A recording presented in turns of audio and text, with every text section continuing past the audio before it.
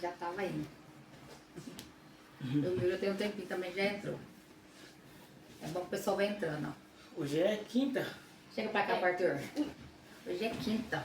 Quinta. Família que é grande. Hoje é quinta-feira, né? Estamos aqui, família luxuosa. Gostaríamos de entoar novamente um louvor, né? Como de costume. E estar compartilhando a palavra de Deus, porque é ela que cura, transforma e liberta as nossas vidas. Amém. Boa noite. O Arthur fala boa noite também. Boa noite, galera.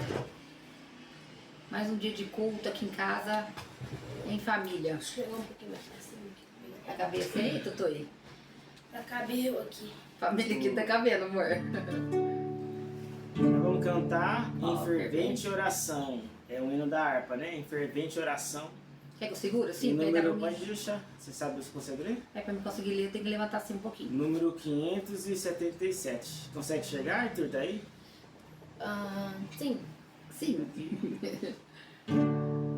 Em Fervente oração, vem no teu coração, na presença de Deus derramar. Mas só podes fluir o que estás a pedir quando tudo deixares no altar. Vai, amorzinho. Quando tudo perante o Senhor estiver e todo meu ser Ele controlar,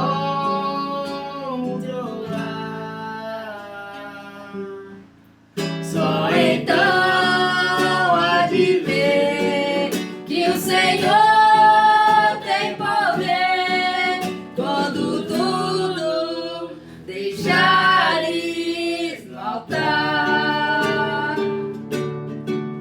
Maravilhas de amor te fará o Senhor, atendendo a oração que aceitar. Seu imenso poder te virá socorrer quando tudo deixares no altar. quando tudo perante o Senhor estiver e todo teu ser Ele controlar.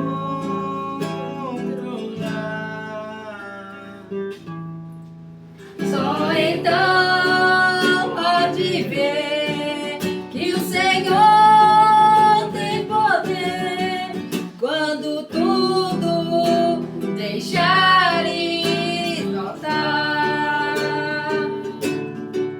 Se orares, porém, sem o teu coração, terá paz que o Senhor pode dar.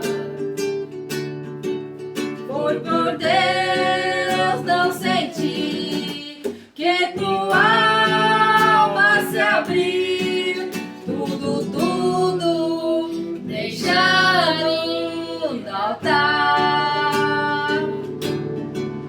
Quando tudo perante o Senhor estiver e todo teu ser Ele controlar,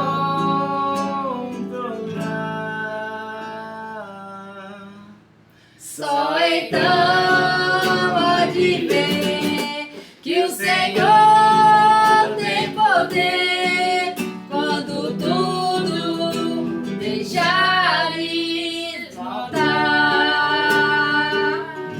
Ó, nós não somos cantores, eu e o Arthur, meu amorzinho é, né, amor?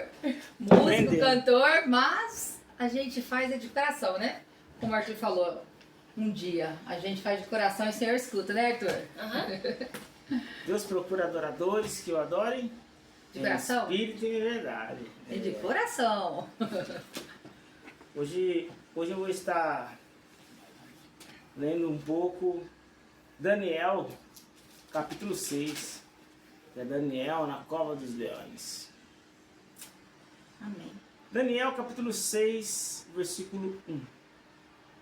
Vai dizer assim: Apareceu bem a Dário constituir sobre o reino 120 presidentes que estivessem sobre todo o reino. E sobre ele 3 príncipes, dos quais Daniel era um, aos quais esses presidentes dessem conta para que o rei não sofresse dano algum. Quando eu paro para estudar, né, esse capítulo, eu vejo como que um rei da Pérsia, chamado Dario, agora está dominando Babilônia, né, que era de Nabucodonosor, que agora já não estava no domínio de Nabucodonosor, né, e sim de seu filho. E como Daniel, que havia sido cativo, agora era também um dos governadores. Como aconteceu tudo isso? A gente tem que voltar um pouco no contexto. No capítulo 5 vai falar assim que o rei Belsazar, ele dá um grande banquete e traz 1000 convidados. E ele pega os utensílios sagrados da casa do Senhor. Aqueles utensílios que quando Nabucodonosor invade, eles invadem o templo e pegam todos os utensílios sagrados, né? Tudo ouro, tudo, né? Fora as pessoas cativas, eles levam tudo e eles guardam os utensílios. Esses utensílios sagrados, sabe quem que somente podia colocar a mão neles? Quem? Só os levitas. Levita os que tocam. Os levitas Músico. que eram os músicos. Os levitas eram pessoas separadas.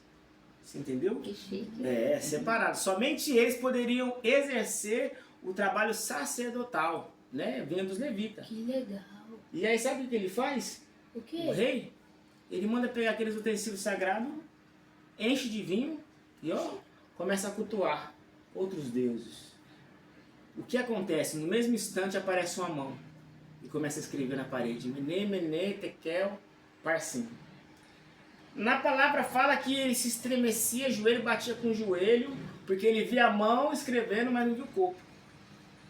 E todos que estavam ali no local viram. E ele ficou com tanto medo que ele falou assim, aquele que interpretar, eu vou pôr como terceiro aqui. E ainda ele ia presentear. E desde então, os magos, os sábios, todas aquelas pessoas ocultas que eram próximos do rei, tentou. Os magos, né? Eles tentaram adivinhar, mas não conseguiam. Porque isso era plano de Deus. Deus escreveu algo que somente o Espírito Santo poderia interpretar. O seu pai havia morrido, mas a sua mãe ainda estava viva. Aí a sua mãe falou assim, existe um da tribo de Judá que ele tem dom. Ele tem discernimento, o espírito nele é um espírito de excelência, ele pode te ajudar. Então ele manda imediatamente a chamar Daniel. E quando Daniel vem, Daniel revela o que estava escrito. Em Daniel 5, versículo do 25, o que diz aqui, amor? Esta, pois, é a escritura que se escreveu. Mene, Mene, Tekel e Parsim. 26. Essa é a interpretação daquilo. Mene, contou Deus o teu reino e o acabou. É isso mesmo? Mene, contou Deus o teu reino e acabou. Então quer dizer, o ato que você cometeu acabou. Para você, a balança desceu. Existe uma balança no mundo espiritual, sabia? Eu sabia.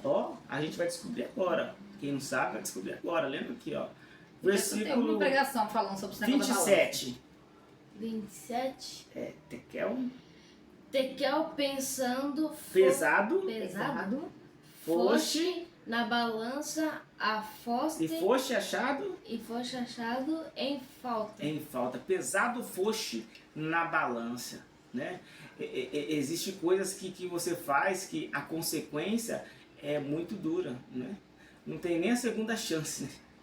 E esse ato que ele fez aqui, blasfemar, né, contra os utensílios de Deus, né, foi um ato abominável, né? Nós não podemos brincar com as coisas do Senhor, né? Porque Deus, ele é santo, né? Deus ele é santo. Versículo 28, amor. 28. Pérez. Dividido foi o teu reino e deu-se aos medos e aos persas. Versículo 29. Então mandou Belsazar que vestisse Daniel de púrpura e lhe que pusessem uma cadeira de ouro ao pescoço e proclamassem rei e dele, e havia de ser o terceiro dominador do reino. Naquela mesma noite foi morto Belsazar, rei dos caldeus, e Dario um medo ocupou o reino na idade de 62 anos. Então o que aconteceu? Assim que Daniel interpreta, a gente vê, né, o significado de palavra. Naquele tempo, o pessoal ele tinha palavra, né? O que faz o homem ser homem é a palavra dele. Mesmo a interpretação sendo dura, ele honrou a Daniel e o colocou como governador.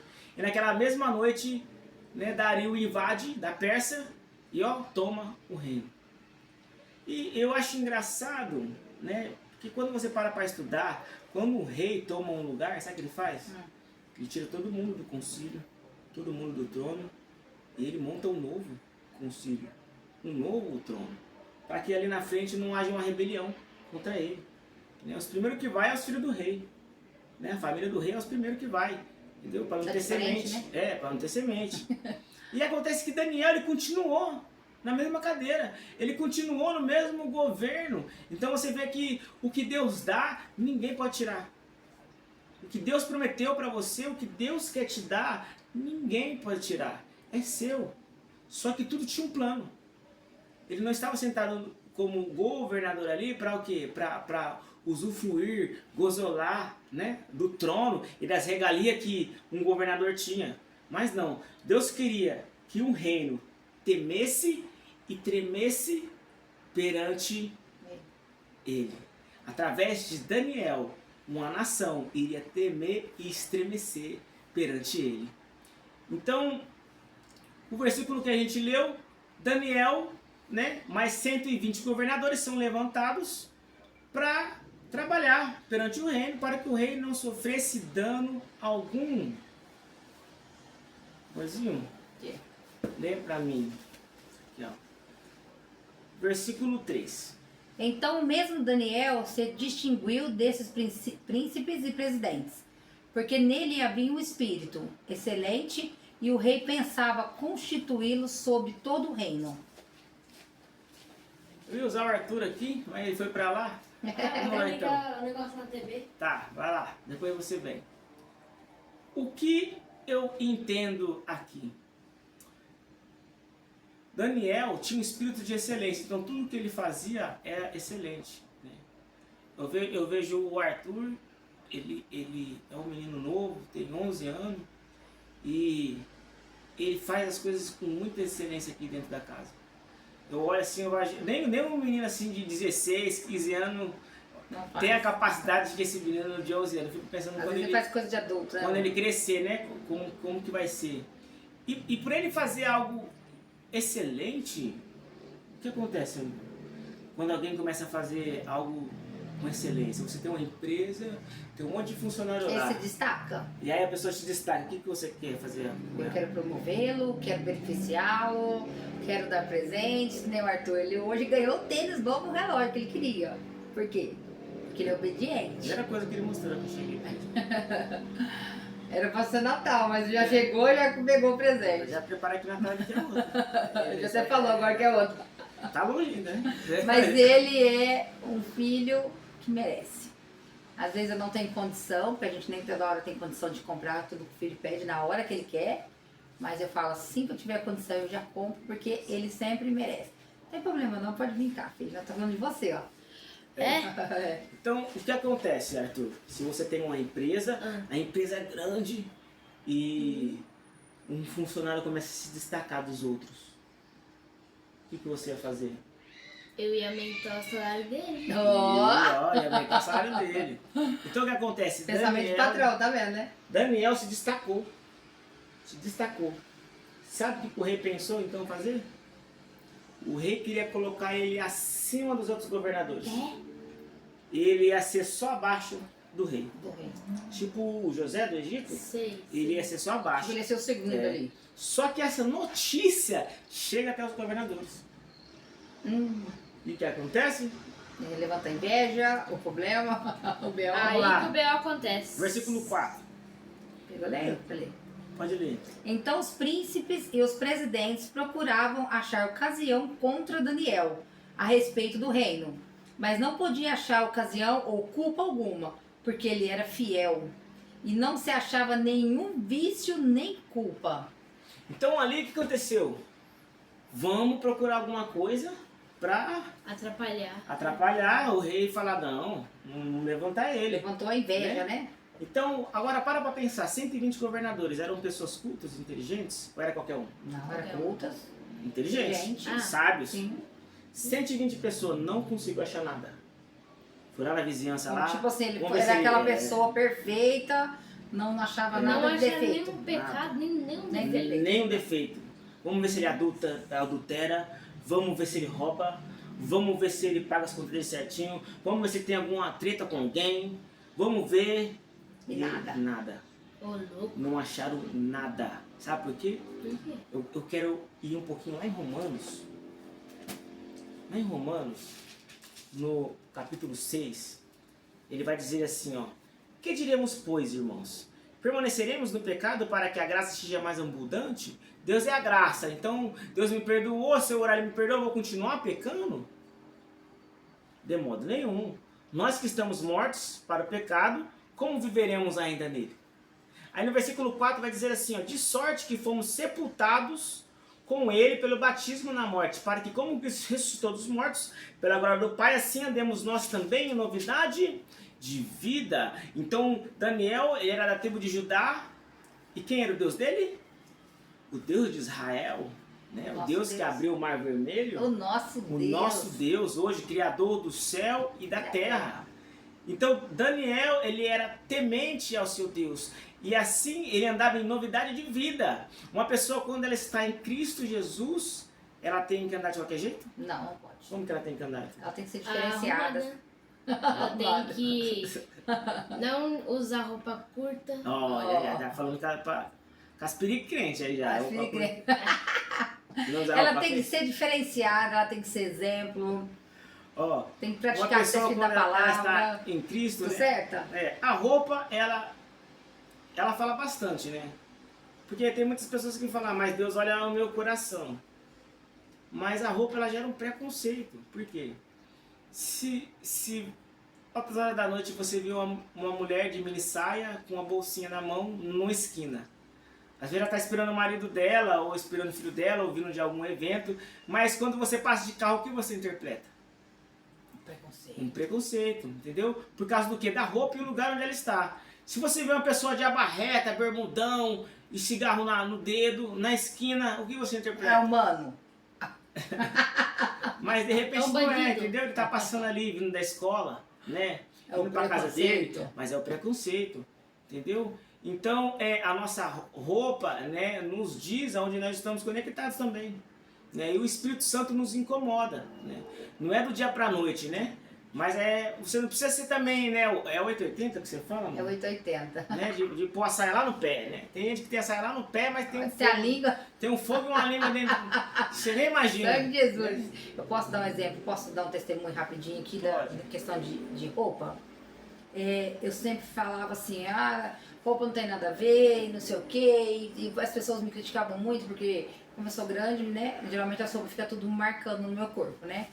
E eu falava, eu não vou usar essas rouponas largona, que me deixa mais gorda, e não sei o que, tal. Então, assim, sempre as pessoas se preocupavam mais com as minhas roupas do que eu. Eu falei, gente, meu Deus conhece meu coração. Eu não traio meu marido, eu não roubo, eu não passo por cima de ninguém. Tudo que eu cheguei, que eu tenho, foi, sabe, do meu suor, sempre fui honesta. Eu sempre indagava muito esse negócio de roupa, sabe? E hoje sou, né, me moldando aí. Mas por quê? Eu comecei a orar e pedir para o Espírito Santo me incomodar. O Espírito Santo me incomoda aquilo que o Senhor, de repente, pode estar entristecendo, sabe? Então tem roupa hoje que às vezes com muito decote eu já não consigo mais usar, né? Roupa hoje mais muito curta, às vezes ele vê foto minha, vídeo antigo, e fala, tua irmã, né amor? Eu falo, oi, tua irmã, não sei o que lá. Então quer dizer, mas por quê? O Espírito Santo começou a me incomodar. Então toda vez que eu colocava